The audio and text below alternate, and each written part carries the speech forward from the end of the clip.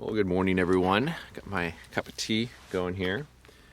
And a little closer to sunrise, I did expose a sheet of Provia on a scene that I visited yesterday.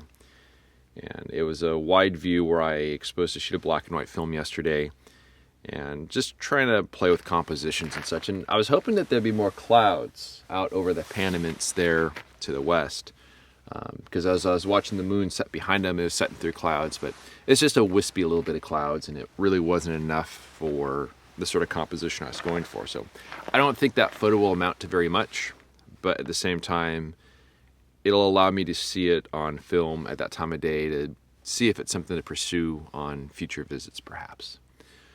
But the goal for today is to revisit that canyon that I was exploring yesterday. And that's going to involve about a 2-mile hike up a alluvial fan into the system of canyons.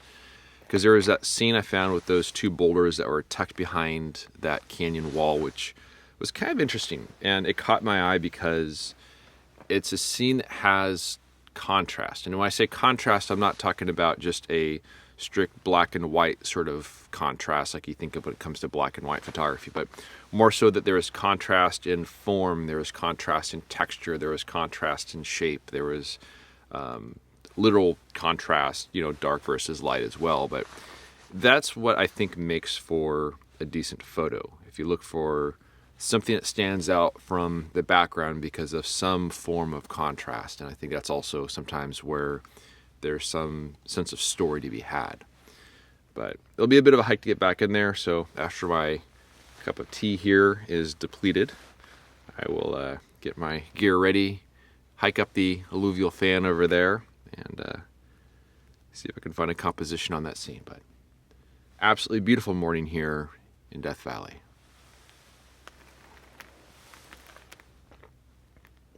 Can't beat this.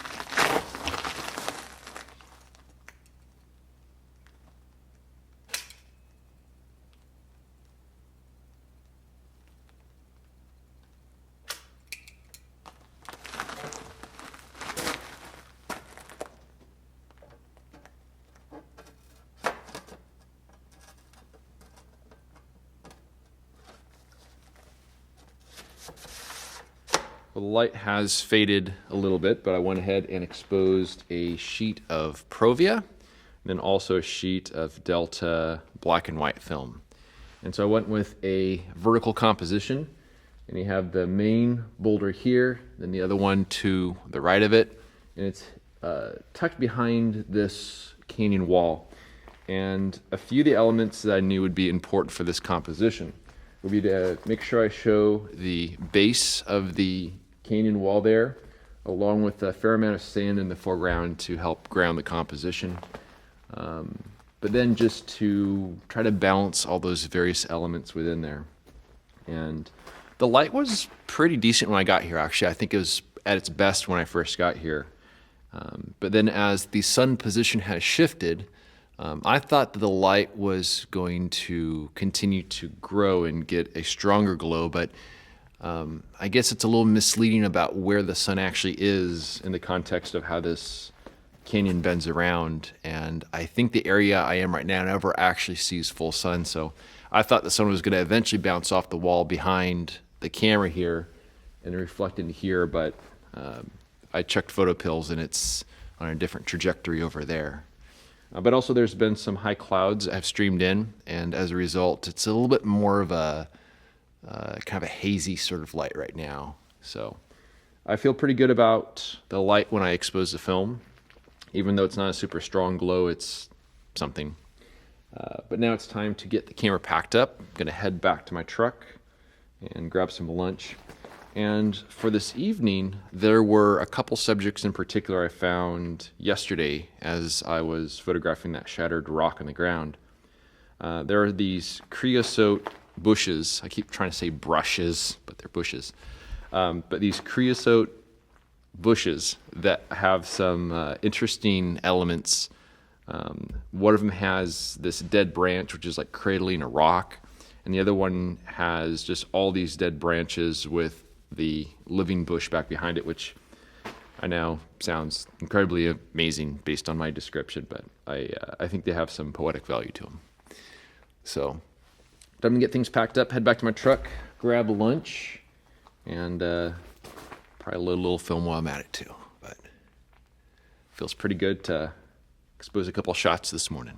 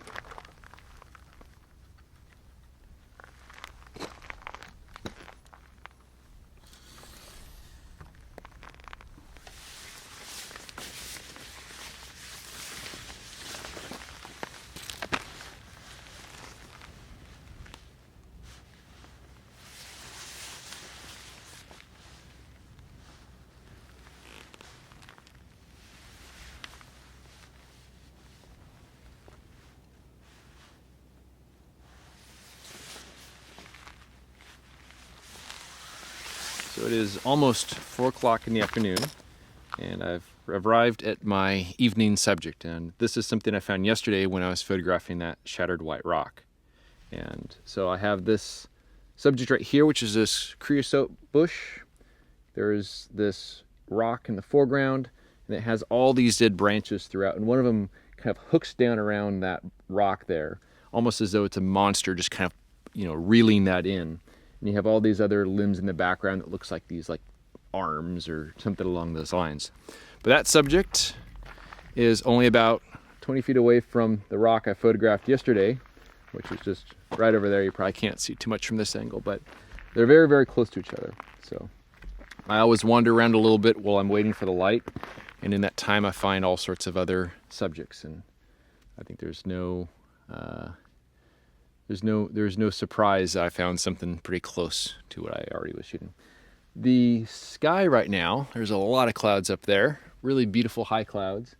And I suspect that they are going to light up beautifully at sunset. But much like yesterday, I have no plans whatsoever to photograph them. They'll just be there putting on a show while I'm photographing this scene on the ground here. So I expect it'll be a absolutely beautiful evening here in Death Valley, and looking forward to how this one turns out.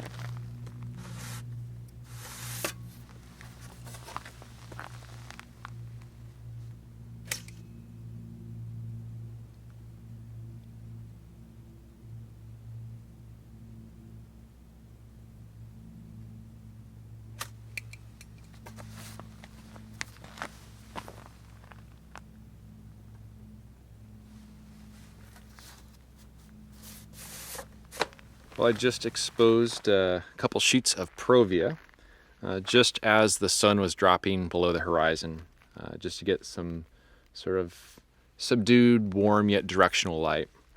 And I'm going to wait until the light cools off a little bit as the sun drops a bit lower, but take a look at this sky. Absolutely gorgeous. It looks like giant feathers over the valley here. And I'm fairly certain that any of the photographers who are photographing the wide scenes right now, and how can't you? I mean, it's just absolutely gorgeous. But they're going to be in for a treat as these light up. I know that some of you watching are probably thinking it's strange that I'm set up on this bush and this rock here, but it's all about the experience in the field. And this is a very calm and a contemplative sort of experience as I'm just watching the light around me, enjoying the show while I'm concentrating on photographing a subject that grabbed my attention. So absolutely amazing evening here in Death Valley, and let's go wait a little bit longer and expose another sheet or two of film as the light continues to change. But this is a stunning sunset. After packing my camera, I took time to enjoy the sunset, wandering among the rocks and creosote down to the nearby salt flats. I had this area all to myself. All the footprints were my own, without another person around for miles. One of the many benefits of discovering your own subjects.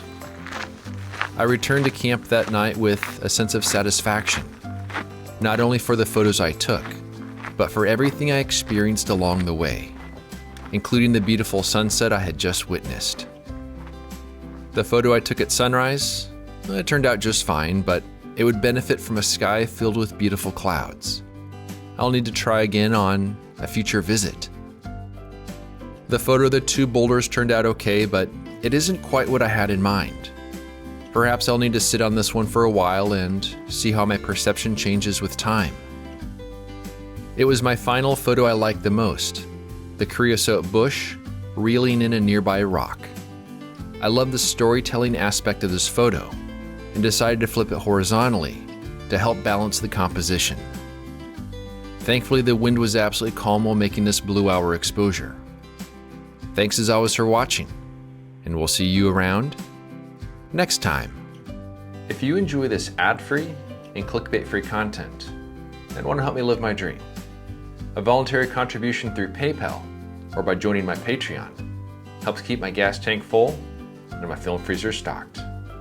For more information on how to support me and my work, please visit the donation section of my website at benhorne.com/donate.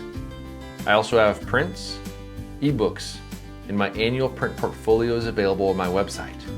You can find a direct link down below in the show notes. Thanks in advance for your support.